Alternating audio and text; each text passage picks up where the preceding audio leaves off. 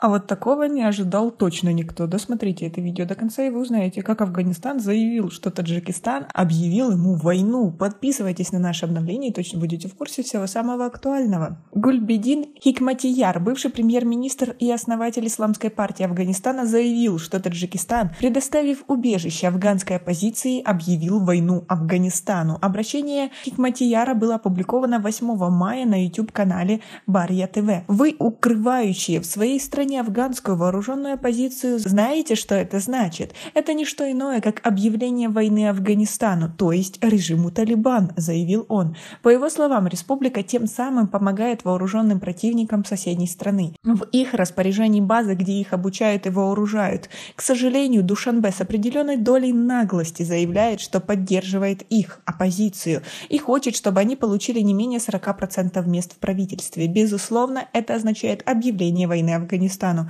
отметил Хикматияр. По словам Хикматияра, последствием этой оппозиции будет то, что Афганистан из-за враждебной, односторонней, безосновательной политики Таджикистана вынужден предоставить убежище вооруженной таджикской оппозиции. Если это произойдет, какова будет судьба слабого и маленького Таджикистана? Если 2 или 3 тысячи человек получат убежище у нас, то это создаст для Душанбе определенные проблемы. Почему вы выбрали путь вражды? Вы не получите никакой выгоды от дружбы с Америкой. Надеюсь, вы выберете правильный путь, предупредил Хикматияр. По данным УВКБ ООН, на конец 2020 года в Таджикистане было зарегистрировано 6,5 тысяч беженцев и лиц, ищущих убежище в Афганистане. С января по август 2021 года до момента приостановления международных авиасообщений с Афганистаном количество беженцев увеличилось в 2 раза и составило около 14 тысяч человек.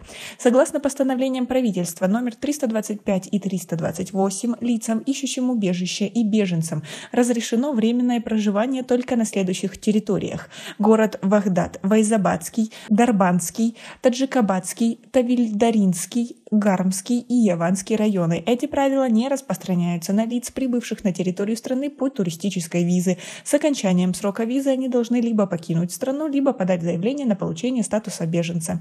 Напомним, что 15 августа 2021 года талибы заявили о захвате всей территории Афганистана. А как вы относитесь к таким словам? Свои ответы напишите нам, пожалуйста, в комментарии. Гульбедин Хикматияр происходит из пуштунского племени Хароти, входящего в крупную группу племен Гильзаи. Родился в кишлаке Вартапур уезда Имам Сахиб, провинции Кундуз. В 2017 году, после 20 лет эмиграции в Пакистане, вернулся в Афганистан. В 1975 году основал в Пешаваре, город в Пакистане, Исламскую партию Афганистана.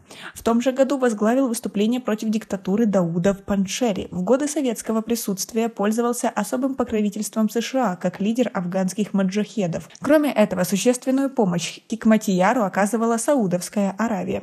После падения просоветского правительства в 1992 году борьба Хикматияра с конкурирующими полевыми командирами за контроль над Кабулом привела к разрушению большей части города. Некоторое время был премьер-министром страны. В 2003 году объявлен США террористом и внесен в черный список ООН наряду с Муллой Омаром и Бен Ладеном. Однако многие близкие советники Хикматияра вошли в состав коалиционного правительства Хамида Карзая. В сентябре 2016 года власти Афганистана подписали мирное соглашение с Хикматияром. Соглашение предусматривает амнистию в отношении Хикматияра и освобождение из тюрьмы некоторых сторонников. Исламская партия Афганистана, в свою очередь, согласилась следовать конституционным нормам и расформировать свое боевое крыло, которое считалось неправительственным военным формированием после движения Талибан. Однако сотни жителей Кабула, узнав об этом соглашении, вышли на улицы в знак протеста. Они кричали: «Мы не забудем мясника Кабула», имея в виду обстрелы Кабула силами Хикматияра в начале 1990-х годов, в результате чего большая часть Кабула была разрушена и тысячи человек погибли.